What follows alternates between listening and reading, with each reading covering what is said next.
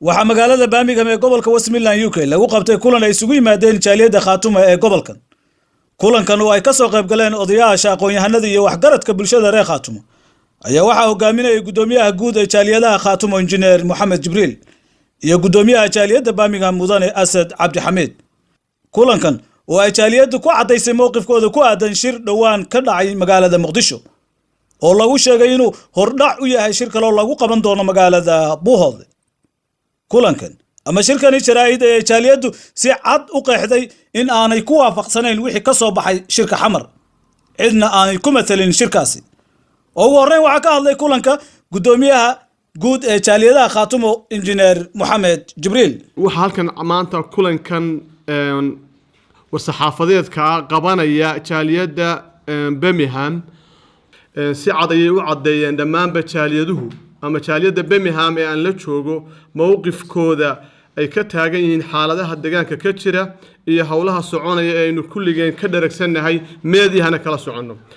aniga oo ku hadlaya magaca dhammaanba jaaliyadaha caalamka oo idil ahna gudoomiyihii guud ee jaaliyadaha waxaan rabaa inaan soo gudbiyo codkayga anigoo cadeynaya marka ugu horeysa mabda'a jaaliyaduhu inuu yahay inay si cad u taageersan yihiin maamulka Khaatumo una yahay maamulkaasi ka mas'uulka ka ah masiirka ummadda una haysto mandate inuu mataqaanaa qaado talaabooyinka siyaasadeed waana maamulkii aynu u dooranay inagu shacabka gudaha iyo dibadduba aynu u dooranay xilkan aynu saaray waa bashar way khaldami karaan hadday khaldamaana xaq baa loogu leeyahay in la saxo xaq baa loogu leeyahay inay dadka dhageystaan ay matalaan ee ay mas'uuliyadda u hayaan kullukum raa'in wa kullukum mas'uulun an ra'iyatihi kulligan waxaatin kuwa wax la raacsaday qof walbana wax la raacsaday waa la weydiinayaa labada qodob waa shirka xamar ee ay ka qabteen nimanka isimada iyo nimanka G11 iyo G10 iyo marba magaca lahaa shirka xamar ka dhacay waxaanu ka aaminsanahay inuusan shir sax ahayn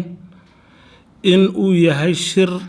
aad moodo in aan dad caqli leh loo jeedinayn oo aad moodo dadka kale ee ka maqan meesha inay waxba garanayn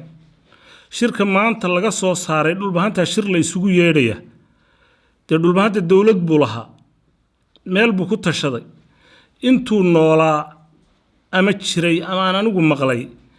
shirkii ugu weynaa ama Soomaali gasho bay galeen 12 isim baan u malaynayaa inay saxeexeen nimanka isimada ahu intay xamar ay shir ku qabanayaan aniga waxay igala fiicnayd nin walba reer buu u taliyaa bal marka ugu horeysa inay nin walba shicibkiisa iyo dadkiisa hor istaago oo shir u qabto oo yiraahdo maxaad rabtaan idinku ma Khaatumaad rabtaan mise ummado kale aynu aan Puntland noqono ama aynu xamar aadno ama meel kale aadno marka waynu ogeyn dhulbahante shirarku qabtay iyo wixii ka soo baxay ee ka Khaatumo ka dambeeyay khasaaro badan bay keeneen oran mayno garaadadayadii maaha iyo aqoon-yahanadayadii way yihiin intaba sax laakiin waxaanu leenahay halka aad ka dhisaysaan kuma jirto way ku jirtaa waa sax laakiin meesha ugu dambeyn lahayd marka ugu dambaysa aynu ka dhisanayn isugu iman lahayn bay tahay halkaasi anoo og maamulka Khaatumo inuu meel dheer soo maray وهذا هجاميو مدحوينهنا علي خليف كلايد وهذا ما تقانا ديجان أهان مجال ويلود وحن كرع سنة هاي إن أذكت هاي إن حدنا معمول يو دبو للسد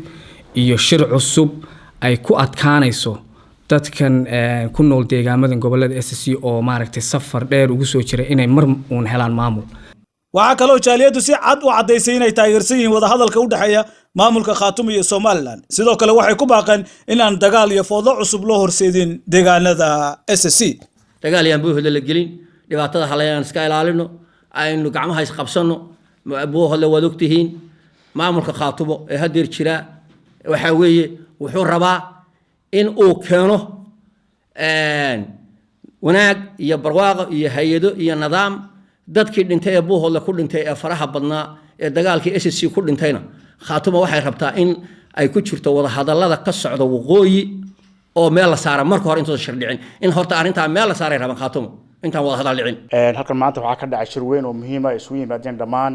jaaliyada UK Birmingham waxaana laga hadlayay qodobo muhiim ah oo ku saabsan shirarka ka socda xamar ay ka wadaan rag siyaasiyiin iyo qaar ka mid ah simada gobolada Sool iyo Sanaag Cayn ama Khaatumo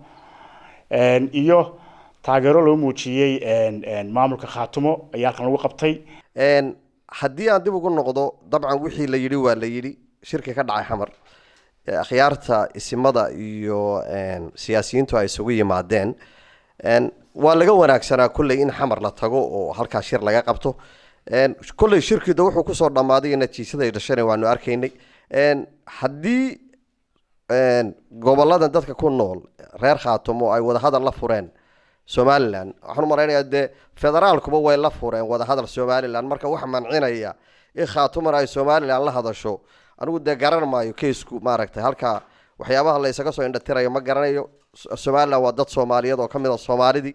una malayn maayo xaqiiqatan runta marka loo noqdo reer Soomaaliyeed oo maqan inay Soomaalinimo jirayso u malayn maayo Somaliland intay maqan tahay in Soomaali weyn la helayo ismadihi haddaan nahay jaaliyadii Birmingham ee UK iyo jaaliyadaha kale ee maartay ka dhisan caalamkaba runtii fikirkaas iyo aragtidaas aanu qabnaa waxaan ka soo horjeednaa ama aan dacaynaa shirka lagu qabtay magaalada Muqdisho waxaan u aragnaa inuusan munaasab ahayn waqtigan iyo xaaladda lagu jiro ayna waqtigan munaasab ahayn in shirka la sameeyo marka waxaan ra'yigayga ku soo darsanayaa in ay tahay in macnaha odayaasha ay dhulka ku noqdaan ay dadka la tashtaan